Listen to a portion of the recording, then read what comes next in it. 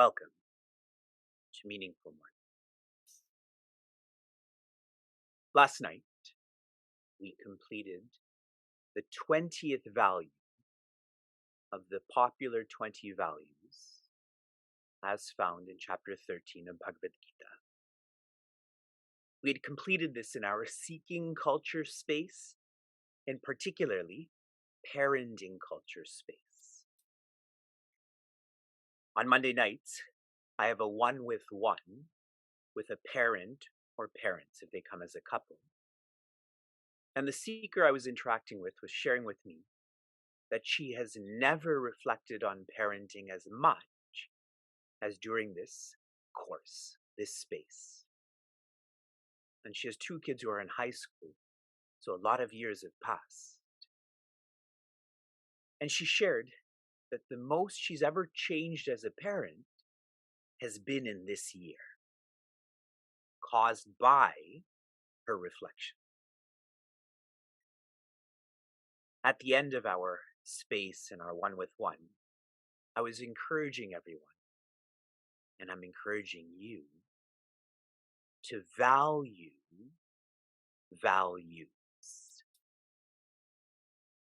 We are immersed in understanding values, and a way to do this is to value this. And I put out to all of those caregivers, and I'm sharing the same with you. In our parenting culture, we had completed 30 weeks, 30 hours on understanding, caring, values, and so on. For anyone who's been to a therapist, to a psychologist, and so on, let's say they charge $150 an hour. So I told all of those parents, you've just experienced $5,000 worth of therapy, of training, and that's just parenting culture, leave alone all else that is offered in our community, like one-with-one. We are in the final month of Meaningful Mornings in this semester.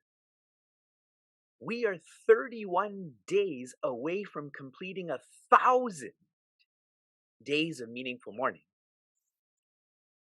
Do you ever come across such numbers in the field of self-development? 10 hours, 100 classes. We are in the 1,000 now. That's not 30 hours, that's 300 hours. Please value this value experience. Yesterday, I called out many of us that we tend to bring the secular into the sacred, and I reference this as diluting. When a seeker should be bringing the sacred into the secular. That's called intensifying. We value money so much. If you're really being trained in values, then value your experience in parenting culture and Meaningful Mornings, in all that you are offered in this community. And please remember, who is this going to? I'd shared with those in parenting culture, the resources people offer are going to Cord USA to help our women in India. Our resources are going for Trees for the Future to plant trees in Africa. Our resources are going to support the science labs at our Vidyalaya in Trinidad. It's remarkable that we've created an infinity sum game. I learn the most because I have to reflect on this. You learn the second most because you listen to this. And then people around the world benefit too. We have anti-competitive laws, correct, in America or Canada. This is an anti-competitive law. This infinity sum community that we have created. Think lots about what I've shared, please. In verse 2, Shri Krishna shares, Yat tat jnanam matam mama, which means, according to my mind, this is what is knowledge. And what he shares is, knowing there's a difference, a dimensional difference between the field and awareness, that is what knowledge is. And I know we know this intellectually, but do you feel this when you go to work, when you're at school, when you're in conflict with your family? Those who do feel this become more fearless. But if you feel stress, anxiety, it's in here, but it's not being applied. Because Shri Krishna loves us way more than we can conceptualize and feel, he elaborates on what this knowledge is in verses 7 to 11. He shares values. Whenever values are explored or magnified, this is most practical. Intellectually, we know the importance of humility, integrity, and so on. But if we're not practicing this, that means we don't know. Practical means it's practicable. And one more reference to that. If you don't practice any science, any skill, it becomes impractical then, right? For Vivek, cooking is impractical because I don't cook. For so many of you who have never completed a half marathon, you thought this is impractical until you started to practice. Now this is practical. Verse 7, I'm reviewing and continuing. Amanitva. That's number 1 in English, humility. Pujaswami Tejo Mayananda shared, one knows that they're not humble if they're demanding. Analyze your personality. Are you demanding? Are you controlling? And he shared the way to come out of being demanding is attributing. Attributing all that you are, these are Pujaswami Tejomayananda's direct words, all that you are on account of the Guru's grace. That's how humility is felt and not just intellectualized. Number 2, adhambitva, which is integrity. Number 3, ahimsa, which is sensitivity.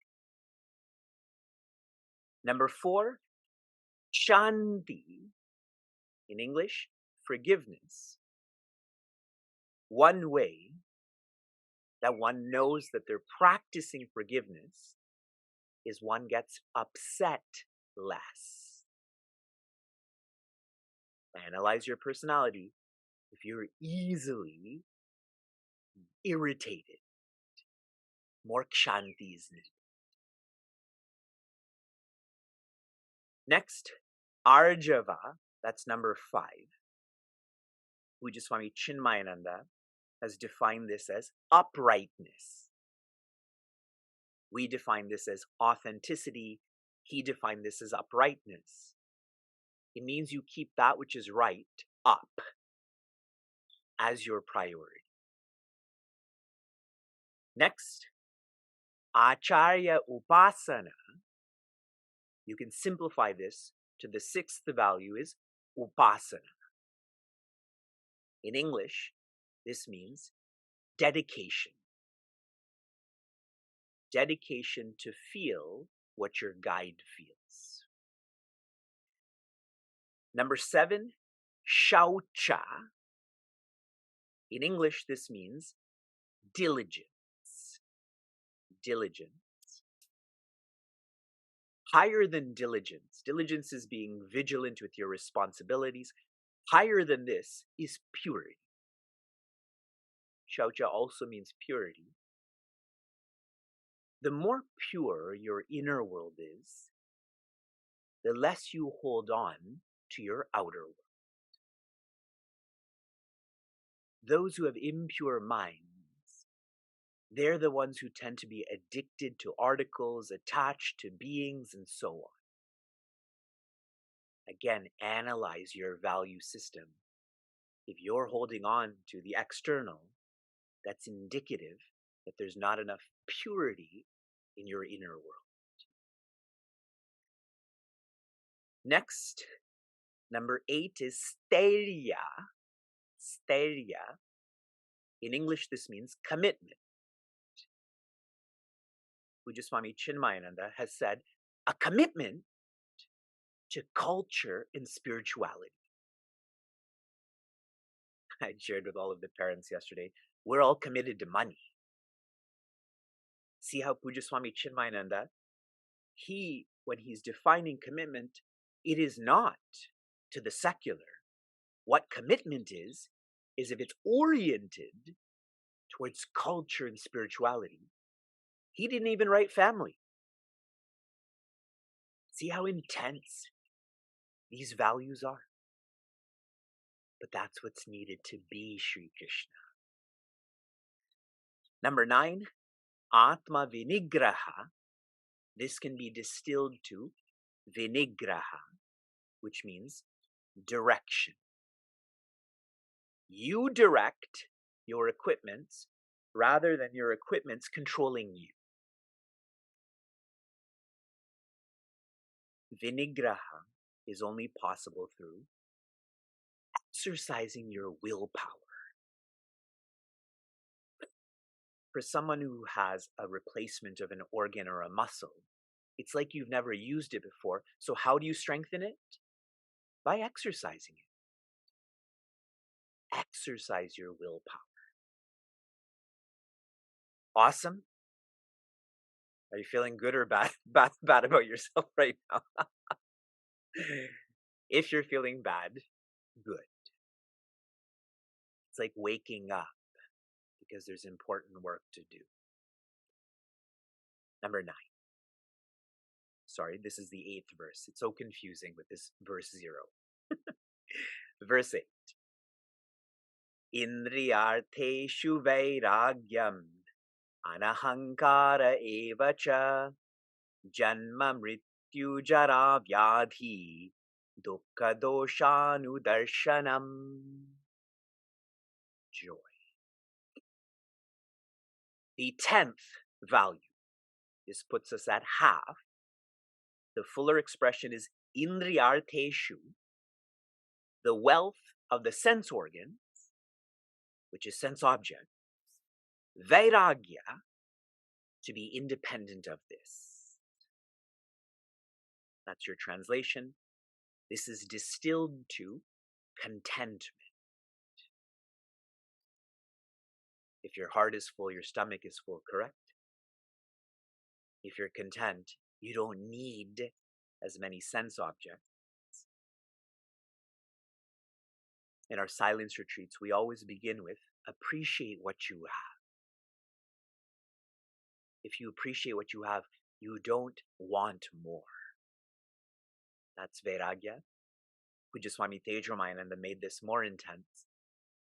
That if you have likes and dislikes in your personality, this shows that you're closed to learning. Here we are trying to know what knowledge is. With likes and dislikes, that knowledge is tainted, which means it's not knowledge. Vairagya. Next, number 11, anahankara. Ahankara means aham karoti. I do. Anahankara, where one doesn't have this feeling that I am doing, where one doesn't have the feeling that I can create joy. What's remarkable about this, when you stop feeling that you can create joy, you just start being joyous. we're distilling this to surrender. Anahankara, surrender. And a reflection for all of you. If you feel like you're an individual, then there has to be a total, correct? If you don't feel like you're an individual, awesome. Then anahankara doesn't apply to you. You don't need to surrender. But if you do, it's natural to surrender, to serve the total. And number 12, a really awesome value. Anudarshana means reflectiveness. Reflectiveness. Reflect on what? Janma, which means birth. Mrityu, death. Jara, decay. Vyadi, disease. What does all of this bring? Dukkha, stress, anxiety, dejection. Dosha, which means fault. Reflect on the deficiency of birth, death, decay, disease. Reflect that this body and no body is ever going to complete you. Reflect that, not just for this body, the kshetra, matter is changing, so it's not completing. And if you reflect on this, you will adapt. You will adapt to these changes, which means you'll just be more cheerful. Please reflect on reflectiveness. Awesome. So awesome. What to say? From inspiration to application. Your application yesterday. What is the ideal gauge of what you have faith in? Are you faithful? And the most clear gauge is follow through. Whatever you have faith in, you follow through with. Those who have faith in meaningful mornings, you follow through. You never miss meaningful mornings. If you have faith in what I'm sharing, then you're applying this. So don't say you have faith if you don't follow through. Those are antonyms. Hypocrisy was already covered in chapter 3. We're in chapter 13 now. Your application for this morning is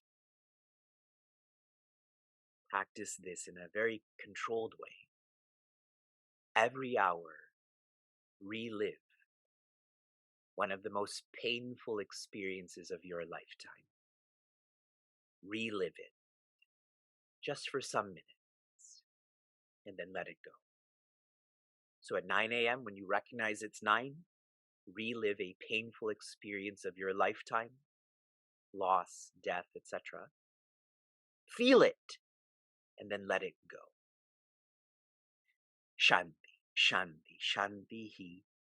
Be safe, be sound, be serene, be joy.